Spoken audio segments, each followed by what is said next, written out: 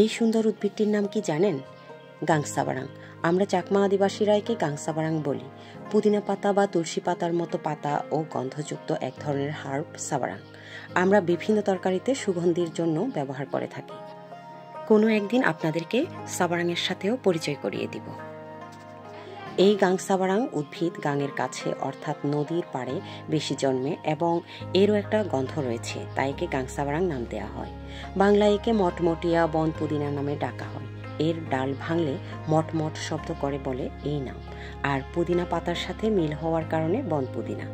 নামের পিছনে বিরাট এক ইতিহাস বলে ফেললাম, কিন্তু নাম এখনও শেষ হয়নি।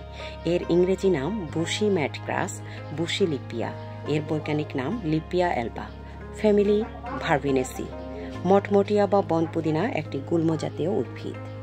এই বনপুদিনার ভিডিও করার সময় আমার বান্ধবীও ক্যামেরায় ধরা পড়ল।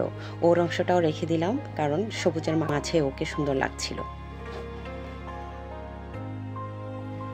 ফুল দেখতে ল্যান্টেনা ক্যামেরার মতো, সাদা গোলাপি, সাদাটে বেগুনি, গন্ধযুক্ত। পাতার কক্ষে জন্মে অবৃন্তক, পুষ্পমঞ্জুরি স্পাইক।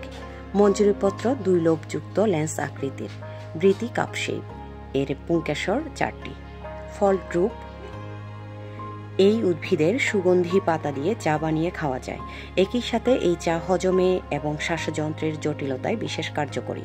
অ্যান্টিম্যালেরিয়াল এবং অ্যান্টিভাইরাল উপাদান রয়েছে এই উদ্ভিদে।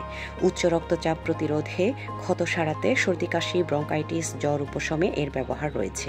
এছাড়াও এর এসেনশিয়াল অয়েল গরু ছাগলের গায়ে যে পোকামাকড় হয় তা প্রতিরোধে ব্যবহৃত হয়ে থাকে।